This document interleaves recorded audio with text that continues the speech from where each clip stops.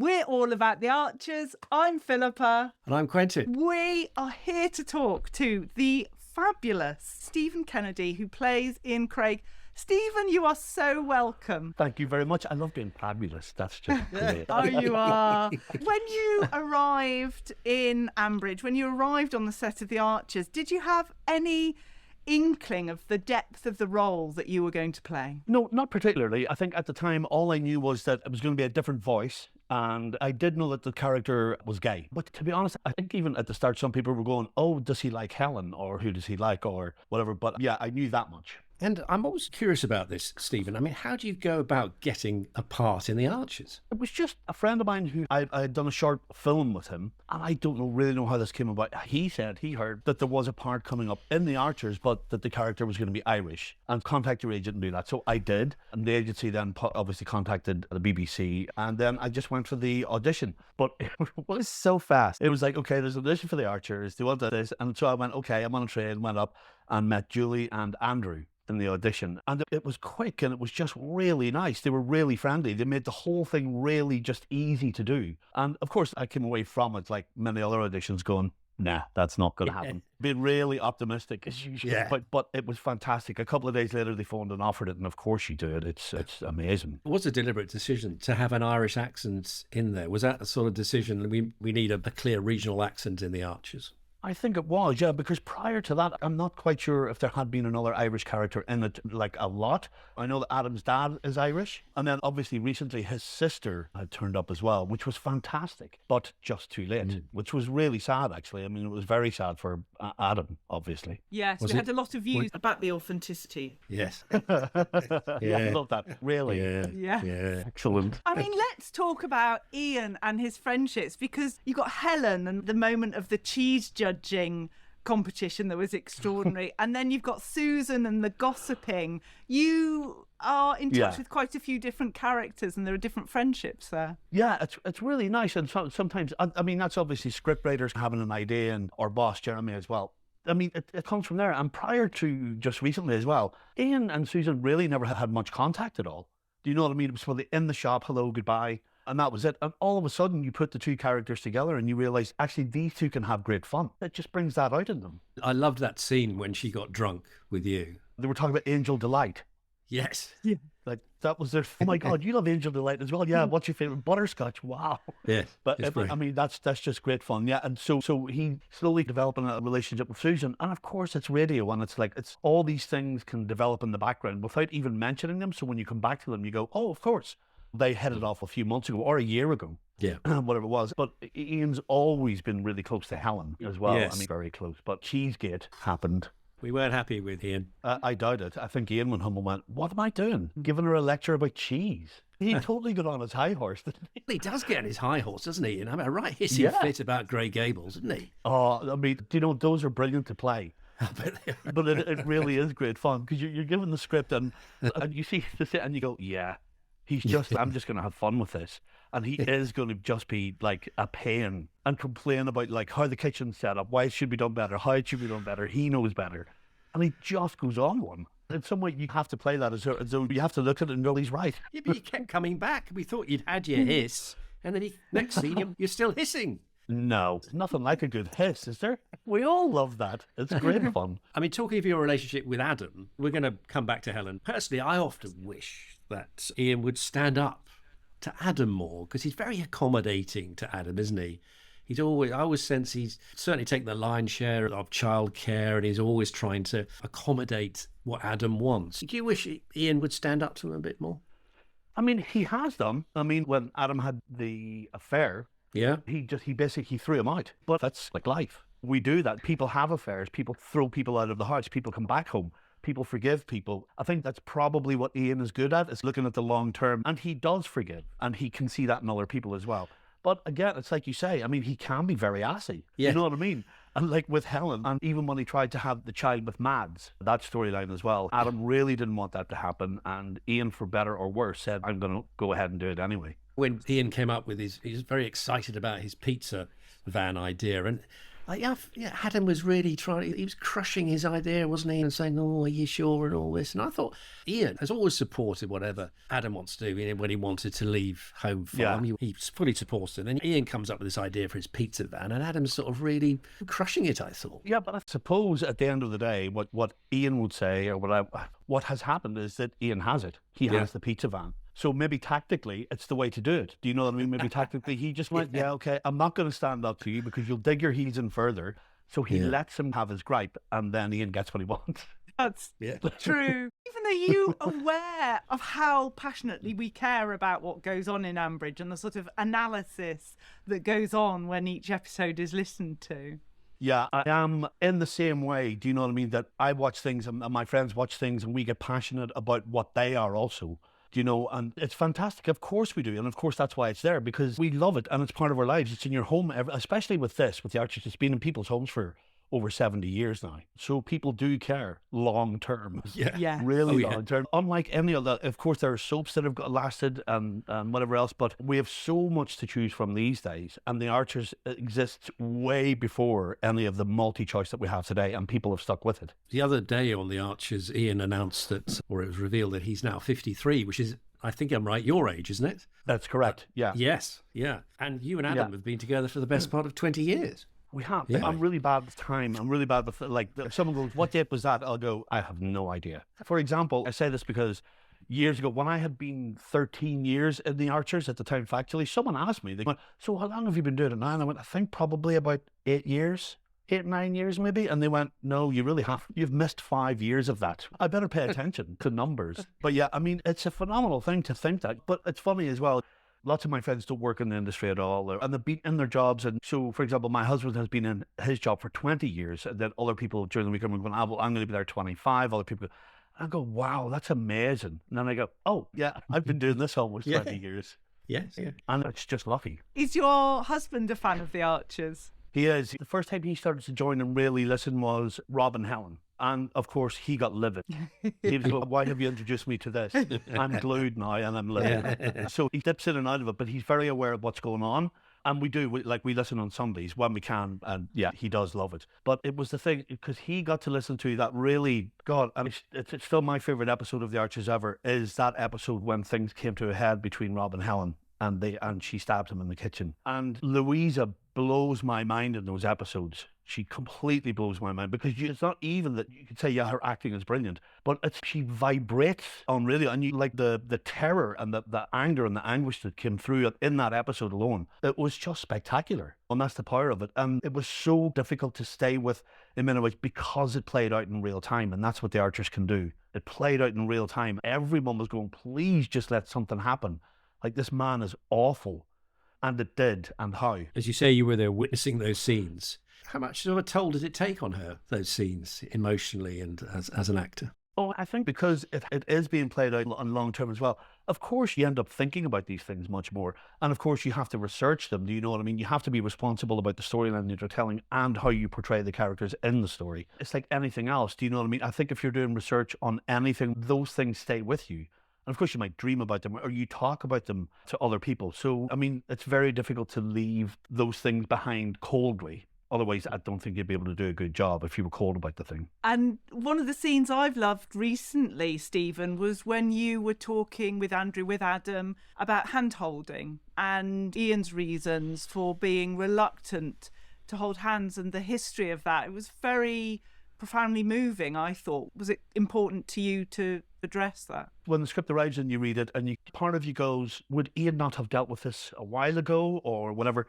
But we don't know this. We all carry things that surprise us all the time, I think, from our past. And I read it and I was going, all I have to do with this is just be honest. It's just say be honest, and if I'm honest enough and open enough about it, it will communicate. It does, because it's very true. It's a very true thing that can happen. You can bring that stuff with you and forget it's part of your psychological makeup. And all of a sudden something will happen, or you talk about something and you go, I didn't actually realize that I was still carrying that baggage. It's knock-on effect. So like from a tiny little thing, or seemingly tiny little thing, like seeing someone else holding hands, and then it sparks Adam to go, can I hold your hand? Ian flinches and really probably convinces himself that this is not a deal. You know, I'm 53. I've dealt with all that. And clearly it wasn't digested. And the knock-on effect is he does a quick arc of his journey from Ireland to Ambridge, which I found very moving reading it. Do you know what I mean? And when we pieced it together, slowly pieced it together, we went, actually, it's incredibly moving. Yeah. Yeah. Because I was just wondering, as a gay man yourself from County Tyrone, whether Ian's experience in any way chimes with yours coming from Northern Ireland. Yeah, it would do in many ways, but I suppose there are a few things in the Arches which would touch upon. For example, even their civil partnership, my marriage did not play it in the same way. Do you know what I mean? I got married 4 years ago. And so at that stage, my family came over, Patrick's family came over. It was just a massive party. It was huge. In the run up to their civil partnership, they both had dad issues where it was going, mine turned up out of the blue. Brian was going, I'm not fully going to that fiasco. And so you have that aspect of it where you go. But I suppose being gay in Northern Ireland, probably being from a Catholic background, being from Northern Ireland, the Northern Irish thing didn't play that big a part. Other than that, I was not aware of very many other gay people around me. So you just go, that's going to exist somewhere else. It exists somewhere else. So my journey through it was slow. And I didn't come out until I was 28. Really come out. Other friends knew, but I didn't come out to family and what I would call properly throwing the doors open. Joining the Archers for me and doing that was like, I kind of wanted it to be quietly and directly political. Do you know what I mean? That the storyline would speak for itself, the acting would speak for itself. And the BBC and the Archers' decision to do that, to me, was phenomenal.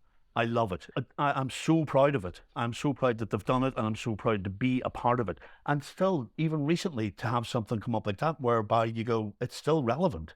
And besides that, alongside that, then they're just living their lives. There are many other things that happen to them, that happen to heterosexual couples, that happen to other people, single people, like whatever. And that's brilliant.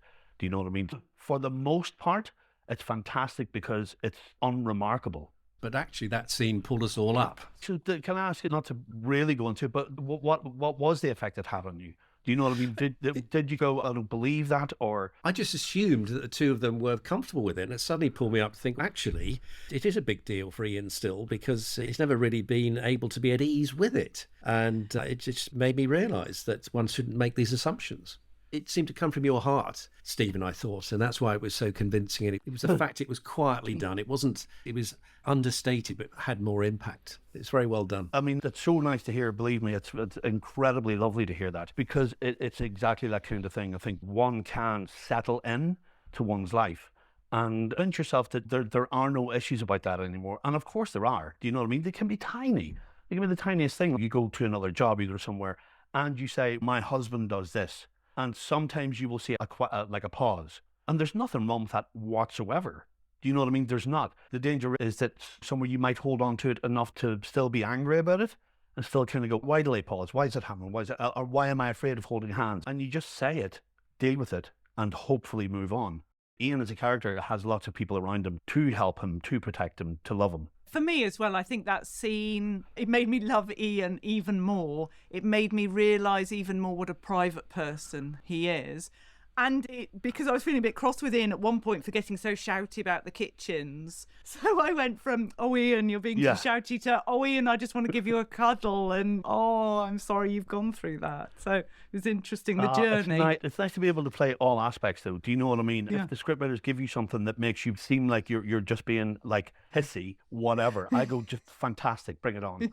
That's great, because you want that range, right? You just don't want to be doing one thing at all. So it's fantastic when they give you some fun, or they turn you into a raging kind of shouting for a while, and you go, that's brilliant.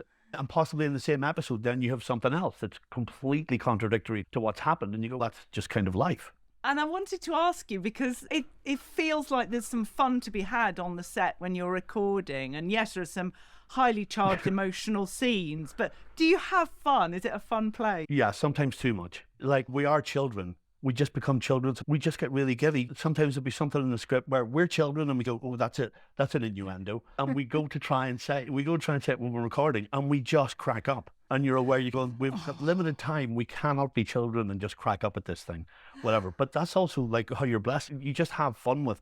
And there are people you have so much fun with. Like Louise is one who plays Helen. Adam I have great fun with. When Lexi was, do you remember Lexi? Yes. Oh, gosh. So Anya Zawinski was just a hoot as well. I mean, amazing. And they all are microcosms. Like you can just step in and people just want to have a laugh as well, which is fantastic. Oh, brilliant. I wanted to ask how you feel when the script arrives. I mean, presumably you're having to hide it from your husband because if he's a fan of the Archers as well, he can't see what's going on. But is it a special moment when it's revealed to you what's going to happen to your character? Yeah, there's all the time as well, because suppose it comes through the post and you go, this is the day when Ian is run over by a combine harvester. This is it. It's going to happen. No, I joke. It's fantastic, but it is. And because we're not told what's going to happen up ahead, like, we know the story up as far as it goes, and then everything else is just a bit of a mystery. So yeah, the scripts arrive, and sometimes I do the thing of going, oh, I'm not going to open it yet. I'm going to open it like a present. I won't open it now. I'll just open it later just to see what's going on. And you read through it going, oh, all right, I know what's happening now. And sometimes I'm going, Patrick, that's my husband, I'm going to go, oh no, I can't say. Sorry. There's a WhatsApp group for some of the cast. Just sometimes you get on there and say, have you seen what's in the script? So I'm pretty bad with that. So like, I'm in the WhatsApp group, but I stay very quiet on it. I stay very quiet on it because sometimes if I get in and I do that, I won't stop. I'll just, you know what I mean? So like I dip in when things have happened, but I'll just end up going chat. So I feel a bit bad about not indulging in it more, but I would not stop. No, that's fair enough. Unfortunately, we managed to lose Quentin at this point in time, but bear with us because I get to ask Stephen the bonus questions from the Facebook group. Well, Stephen, we've got some questions from our Facebook group, if that's okay. If you don't mind me asking you some of these questions, it would be great to hear your response. Spotlight on Stephen. Yeah, I might do the fake thing of going, I can't. What? Pretend the screen's frozen. Yes. Oh, dear. No, yeah. I think you'll be all right. Okay, so the first question is from Rachel, who says, ask Stephen whether he would be friends with Helen in real life. Yes. Yeah, absolutely. Absolutely. I think Helen has a massive heart. Like she is like in that way, I think would go to the ends of the earth to help you. Do you know what I mean? And can be fun. Do you know what I mean? We see that. So yeah, absolutely. It's interesting because Helen as a character drives a lot of us listeners absolutely potty because we want to feel very sorry for her because she's gone through so much. And yet she does things that really make us quite cross with her. So it's that balance. So I think that's why Rachel asked the question, but that's an interesting answer. The next one is from Dee, who asked the question. I'd forgotten about this. She says, would you in real life have punched Rob earlier? Because there was the scene where you were out running with Rob and he wasn't very nice and you actually punched him. I think it was kind of perfect timing. I think it was perfect timing. And I mean, it was kind of perfect because he did it in front of Bradley Wiggins. Oh, yeah. It was so amazing. So that was the episode. And see, this is why I'm lucky to be in it, right? So you get to do things like this that you go, sometimes I pinch myself and go, my word, if it wasn't for the Archers, I wouldn't be doing these things. It'd be part of what it is. So yeah, there was Bradley Wiggins was judging a race and Rob had cheated. And then Rob had said something about the inheritance of Peggy's house and about Helen. So I think Ian, the character, had enough and just punched him. Was that fun? I think it was great timing and in public. Well, the next question is from Elizabeth, and you've answered that. She said, do you listen to the Archers? So the answer is yes, you do. Yes. There are times when I don't get to listen to it, but then I catch up, yeah. So the next question is from Mia, who has a question for Stephen and a question for Ian, if you can split between those. Brilliant. So the first one is for Stephen. Did you listen to the Archers growing up, and did you always want to do radio acting? I never listened to the Archers growing up. I'd heard of it, but my first kind of knowledge of it really was there was a stand-up routine that Billy Connolly did, and he was talking about the national anthem. And he went, what kind of national anthem do we have? He said, what we should have as the national anthem is the theme tune for the Archers. And he was doing it, and that was my first, I roared laughing at that. So that's my first real memory of the Archers. So not until I got the job, and then I was listening, yeah. And did you always want to do radio acting? Was that something that you were focused on, or did it just come about, as you say, when you auditioned for the Archers? I was open to all of it. I mean, it's just good writing, storytelling. That's just kind of what it's about, really. That's the joy. Fantastic. And Mia's question for Ian is, do you use Helen's cheese for your pizza toppings? Yes. Ah, He would be foolish not to, wouldn't he? you should be scared. We don't want another tuna make happening, Stephen, so no. That would be amazing, wouldn't it? Yes, of course. Yes, Helen, I'll take all your cheese. Yeah. Yes, Fine, bye. anything. Yeah. Oh, brilliant. Annie says, Andrew as Adam confirmed he's happier and more relaxed working at Bridge Farm. Does Stephen think Ian's new role with his pizza business and having more time for Xander is a good fit? Or is he secretly longing to be in the newly configured Grey Gables kitchen when it opens? I would imagine a bit of both, really. So the pizza thing is taken off, but obviously that's kind of very seasonal. It would be, Yes. you know, like your van is out during festivals and doing like whatever else. And so that's very helpful, but it would die off. So in many ways, Ian loves his job as well. Of course he loves his job. He just hated Adol's kitchen. I just went, that shouldn't be there. That shouldn't be there. What's he doing? And had great hissy fits. But yeah, I mean, I think he loves it. I mean, he fell in love with like another kitchen as well. Do you know what I mean? That's when he's unfaithful. He falls in love with kitchen and food. That's his love, yeah. Well, the next question is from Sarah, who says, can you cook, Stephen? I can actually. I wouldn't say I'm the greatest cook ever. So I would say I'm the cook at home. And it was just over the pandemic. I cooked like, way too much. Do you know what I mean? Like, and my problem was portion control. That's it, you know. So I would cook an awful lot for both myself and my husband, and then and then we can save some, right? And then we'll put it in Tupperware and put it in the fridge. And no, we didn't. Yeah, no. Of course we didn't. You kind of go, what movie is it now? Do you want some more shepherd's pie? Yes, I do. Do you want some more apple cake? I couldn't possibly. Go on, then. You mentioned some good food. That food is very important to me, Stephen. So it's good to hear that. We're always pleased to hear when food's mentioned on the Archers as well. So I mean, I love it now more than ever as well. But I just love some of the pretentious menus that Ian come up with as well. I can't remember them now, but the scriptwriters are brilliant. And I'd love to remember there was one at Christmas about 5 years ago where it could have been chocolate covered hedgehog or something. I don't know.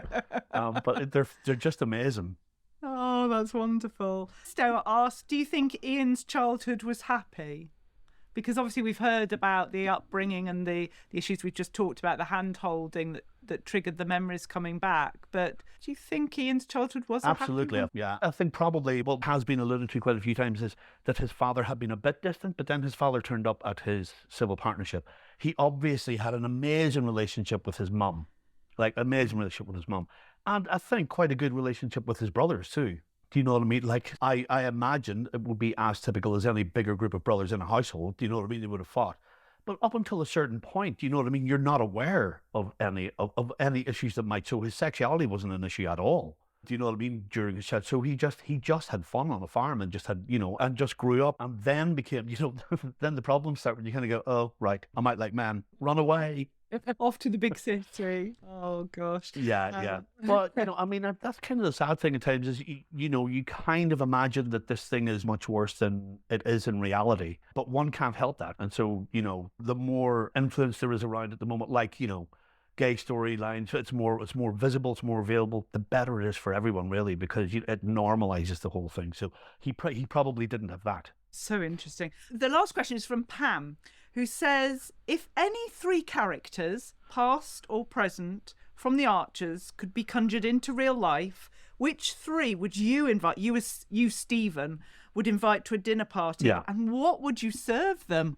That's another food question. I think if you're doing a dinner party like that, I think I would keep it really kind of simple but good food, and then obviously booze. You have good wine. Yeah. That's how it happens. I think Lillian, Yes. a hoot at party for sure. I'm just kind of trying to think of, you know, people who you might not put together to, you know what I mean? Susan would be great as well. Yes. Susan would be good as well. And one more. Oh, I think I'd bring back Lexi for a laugh as well.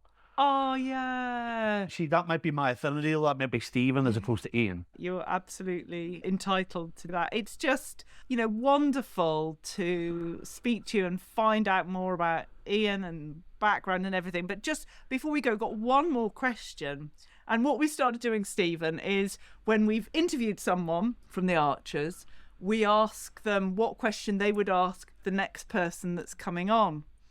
So obviously we were interviewing Andrew, who plays Adam, your beloved, and we said, Yeah. right, we're talking to Stephen, we're talking to Ian.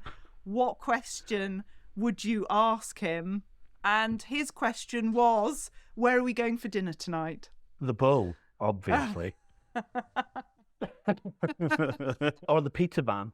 We get like a little gazebo and put it beside the pizza van and have pizza. Yeah, I mean, that would be my favourite. It's just go to the Bull, have some food and a pint. Perfect. Sounds perfect to me. If I could sit at the Bull and eat and drink with you all, that would be amazing. But Stephen, we're so grateful for you coming on. We're so grateful for your time, and to talk to you has just been Thank you for having me as well. It's great. Wonderful. Thank you so very much. You're very welcome. Very welcome. And I should just say, we'll be back as normal for a midweek roundup of what's happened in the Archers so far. So from all of us, Bye-bye. bye-bye.